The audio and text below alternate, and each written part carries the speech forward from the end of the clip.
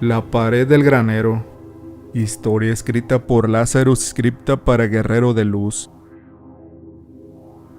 He leído y escuchado mucho sobre las almas de los difuntos, sobre qué sucede con estas luego de la muerte, es decir, cuando se da la separación del cuerpo y el alma. Y sinceramente esto abarca un tema muy complejo, demasiado extenso como para plasmarlo en un simple relato. Por otro lado, este debería ser tratado por alguien experto en el tema, algo que yo no soy. Sin embargo, yo no vengo a hablarles sobre eso, pues el motivo por el cual me comunico con ustedes es para compartirles una experiencia que tuve junto a unos compañeros de trabajo, y aunque principalmente toca esa clase de tema, mi único fin es mostrarles que todo esto es verdad, que sí existen las almas que se manifiestan errantes en nuestro plano, y en algunos de los casos estas parecen no estar conscientes de su muerte, por lo que buscan interactuar con nosotros como si aún estuvieran con vida, y ello lo hace todavía más perturbador. Mi nombre es Damián Barconte, soy de México. Los hechos que están a punto de conocer ocurrieron entre septiembre y diciembre del año 2001, cuando yo contaba con 25 años de edad. Ocurrieron en una bodega donde se preparan los productos enlatados que la empresa, para la cual trabajo hasta el día de hoy, distribuye luego a los locales comerciales. Eran otros los empleados que durante el día realizaban el trabajo más duro. A nosotros únicamente nos tocaba cubrir el horario nocturno, limpiando y reordenando los estantes donde se colocaba la mercancía, lo cual hacíamos desde las 8:30 de la noche hasta las 7 de la mañana del otro día, que era el tiempo que duraba nuestra jornada. Daniel, Jorge y Gustavo eran mis compañeros, con quienes aguardábamos hasta que los empleados terminaran los últimos detalles para retirarse, siendo aproximadamente a partir de las 9 cuando entonces quedábamos los cuatro totalmente solos. Al costado del granero había un terreno baldío, el cual fue adquirido en ese tiempo por otra empresa. Estábamos al tanto de que ya habían comenzado a trabajar ahí. Es por eso que no nos parecía extraño escuchar voces provenientes de ese lugar, siempre pensando que se trataban de los empleados que se quedaban ahí por unas horas más. Las dejábamos de oír pasadas las 9:30, dándonos a entender que a esa hora ya se retiraban. También sabíamos que a partir de esa hora se quedaba un velador, ya que todas las maquinarias y herramientas se quedaban en el lugar, y por ende lo culpábamos a él como el causante de los ruidos que se oían durante el resto de la noche. En una oportunidad, mientras organizaba un estante que estaba apoyado sobre la pared, que limitaba con el terreno vecino, de manera repentina logré percibir el típico golpeteo de un martillo, es decir, que alguien estaba martillando sobre la pared desde el otro lado. Lo atribuí al velador haciendo algún trabajo, aunque ya eran las 2 de la madrugada, pero lo extraño de eso fue que aunque el golpeteo era muy claro y contundente, cuando apoyé la mano sobre la pared no se sentía la vibración, lo cual no podía ser posible, pues como les digo, estaban golpeando esta pared con un martillo. Sorprendido por la anomalía, fui a buscar a mis compañeros para que también fueran testigos del hecho, y todos coincidimos en lo mismo. Es más, uno de ellos, Daniel, acercó su oído para intentar oír mejor. Estaba en eso cuando de pronto el golpe cesó, pero casi inmediatamente sonó un alarido de dolor potente. Todos sentimos un terror inmenso, no solo porque el grito nos tomó desprevenidos, sino porque este continuó sonando una y otra vez. Y aquí viene lo más escalofriante e increíble, ya que mientras los cuatro nos alejábamos prácticamente corriendo de esa pared, los gritos se escuchaban ahora alrededor nuestro, como si quien lo estuviera emitiendo lo hiciera pegado a nuestros oídos. Llegamos hasta una de las oficinas que está al comienzo del granero, y aunque no sabíamos qué hacer ahí nos detuvimos, puesto que los alaridos dejaron de escucharse. Esa noche nos quedamos por más de media hora sin hacer nada. Es que estábamos espantados. Después de algún rato regresamos a nuestro trabajo.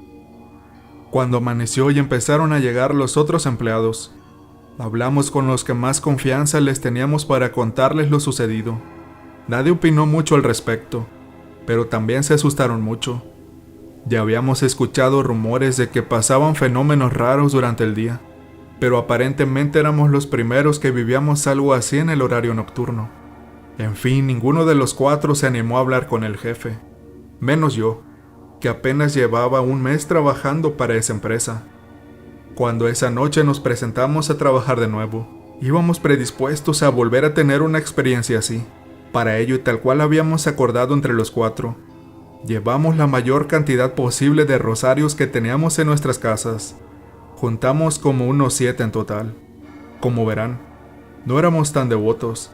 Los distribuimos en lugares específicos de tal manera que abarcaran por todo el granero, pensando que así estaríamos protegidos de cualquier cosa. Pero eso no alcanzó para salvarnos de una nueva experiencia aterradora. O quizás sí ayudó. Simplemente aquello no se trataba de un ente como pensábamos. Era algo más humano. Sin vida, pero humano. Ahora entenderán por qué. No recordé mencionarles que los alaridos que oímos esa primera madrugada, los reconocimos como los de una mujer. Era como si hubiera estado siendo agredida de una muy fea manera, padeciendo un sufrimiento intolerante. Pero ahora no hubo gritos ni lamentos. Ella simplemente apareció. Usaba un vestido color crema, largo y ancho, como los que hoy en día usan las muchachas en sus fiestas de 15 años. Solo que el de la mujer era de esos antiguos, de los que les cubren hasta el cuello. Sus cabellos estaban recogidos en un peinado acorde a la misma época. Era entre negro y canoso.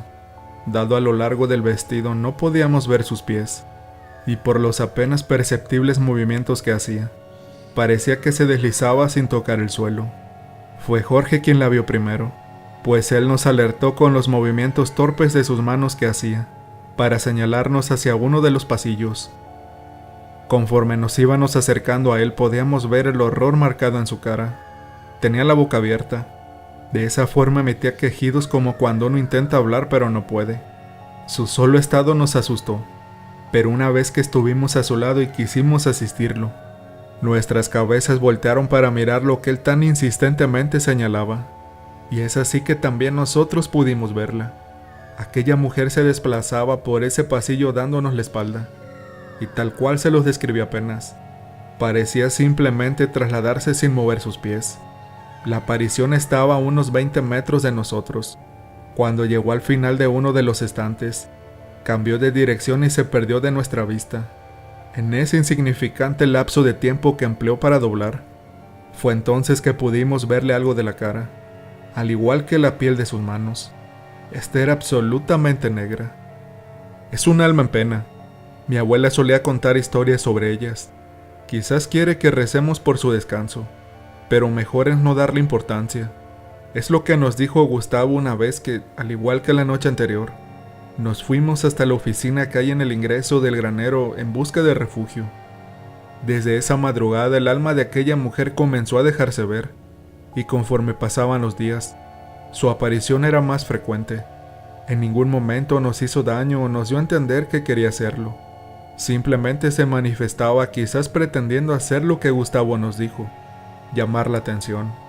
A su vez los ruidos del martillo continuaron escuchándose, siempre sobre aquella misma pared, y cada vez se volvían más insoportables. No me atrevo a decir que nos acostumbramos, puesto que estoy seguro que ningún ser humano, al menos vivo, puede lograr hacer eso. Poco a poco la mujer dejó de aparecer. Pensamos que se debía a las oraciones que encargamos hacer por ella, ya que le habíamos pedido el favor a nuestros parientes que solían ir a misa, pero creo que eso nos jugó en contra, o algo pasó para que aquella alma regresara, o quizás sus intenciones en realidad eran nunca alejarse del lugar. Cuando pasó más o menos un mes desde la primera manifestación, Daniel llegó al trabajo notablemente asustado, y cuando quedamos los 4 solos, nos contó un relato que nos dejó con los pelos de punta. ¿Recuerdan al velador de la construcción de un lado? Pues bien, no era él quien hacía esos ruidos que escuchamos, ni mucho menos usaba el martillo en las noches. Y aunque no lo crean, eso es imposible, pues en lo que lleva la construcción hasta ahora no tocaron esa pared. Ustedes mismos pueden corroborarlo si van a ver, pero lamentablemente el hombre ya no podrá servir de testigo. Los gritos que escuchamos anoche no eran del alma en pena que tenemos en el granero, eran de él. Fue trasladado al hospital luego de sufrir un paro cardíaco. Falleció minutos después de haber contado lo que les estoy narrando ahora. Contó que en un momento dado, Se acercó hacia esa pared y se puso a orinar sobre ella.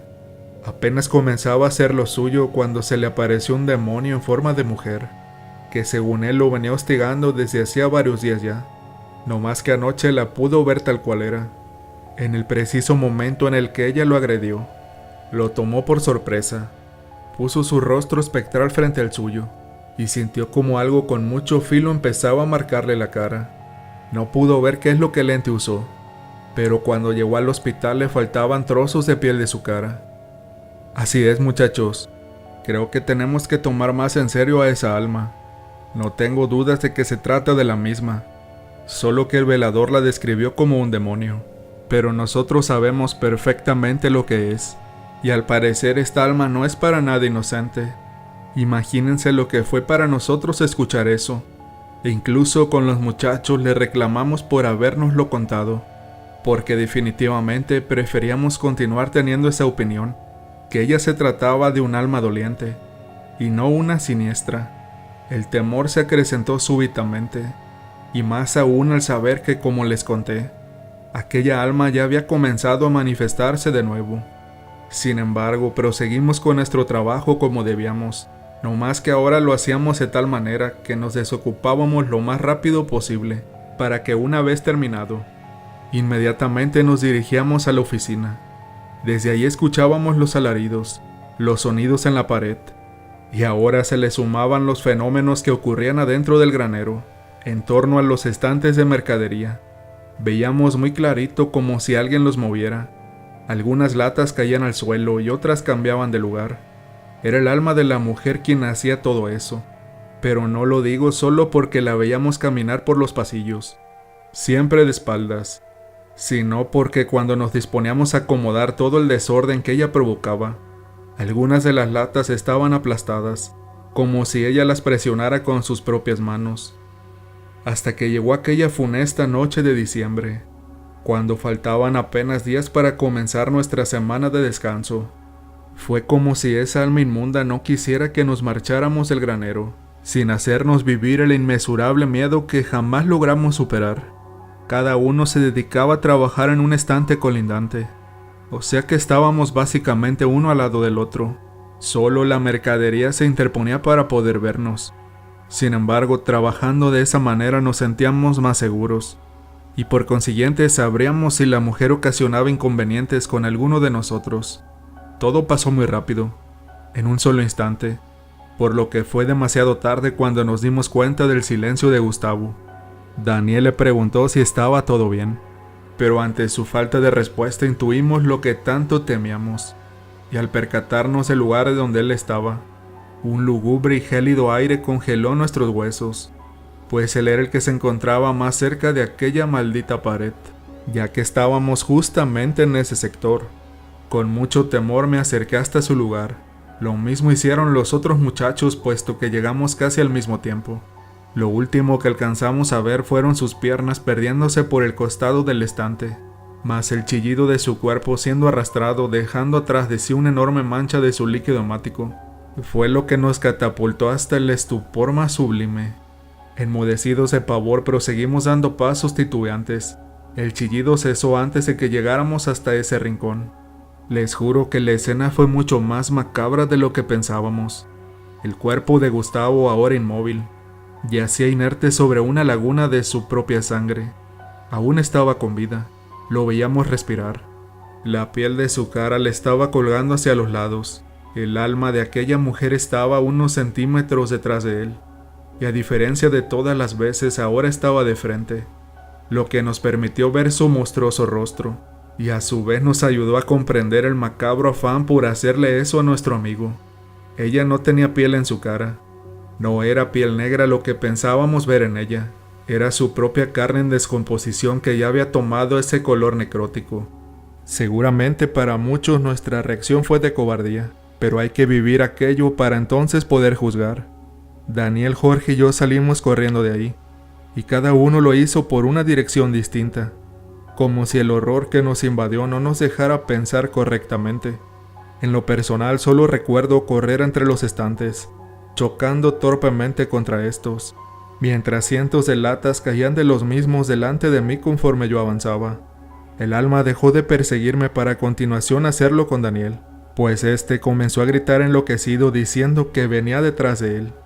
De igual modo actuó luego con Jorge, garantizándonos que en verdad ese ser quería acabar con nosotros. No obstante, eso no ocurrió, ya que de repente dejó de perseguirnos, para inmediatamente comenzar a emitir esos alaridos lastimeros, que retumbaban por todo el interior del granero. Cuando finalmente el silencio regresó, tomamos valor y corrimos hacia donde estaba Gustavo. Lo levantamos y lo sacamos de ahí. Gracias a Dios pudimos llevarlo al hospital a tiempo, evitando así que perdiera la vida desangrado. Como la piel en cierta forma aún estaba unida a su cara, pudieron reconstruir su rostro, pero como ya se podrán imaginar, nunca logró quedar como antes. Se nos acusó a nosotros tres como los causantes de la herida que él sufrió, pero Gustavo nos liberó de esa causa una vez que pudo contar lo sucedido, algo que obviamente no creyeron. Es de pensar que la empresa pagó para que esto no se hiciera público, pero eso no pudo evadir que la anécdota se expandiera al mínimo entre los trabajadores aquí. El tiempo fue pasando, y después de esa noche nunca más volvimos a ver a aquella mujer, ya que fuimos trasladados a otro sector de la empresa, muy lejos de esa bodega. Pero como siempre ocurre, todo tiene una posible explicación. Semanas después de la agresión a Gustavo, tuvimos el acceso a una información por parte del dueño de la empresa, que nos fue dada solo a nosotros tres. Y hago mención de solo tres porque Gustavo no regresó nunca más a este lugar.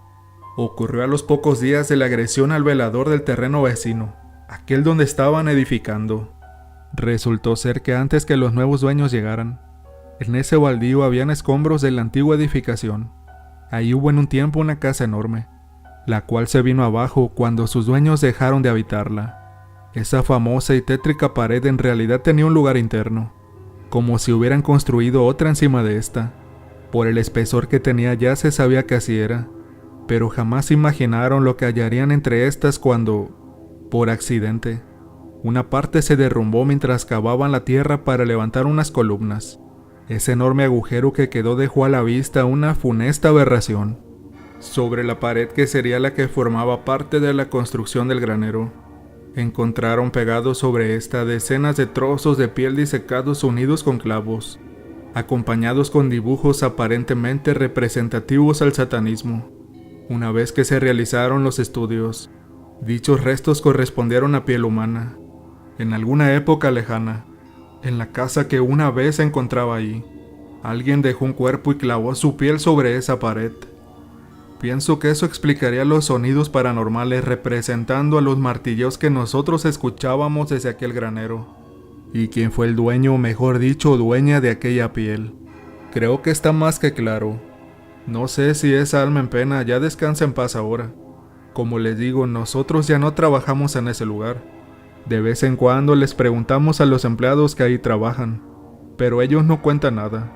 Quizá para empujarnos a olvidar de lo que nos tocó vivir o porque la empresa se los prohibió, o simplemente por temor hasta pronunciar a esa alma, la cual seguramente todavía se dedica a deambular por los pasillos de los estantes, convirtiendo las noches en las más obscuras e indecibles.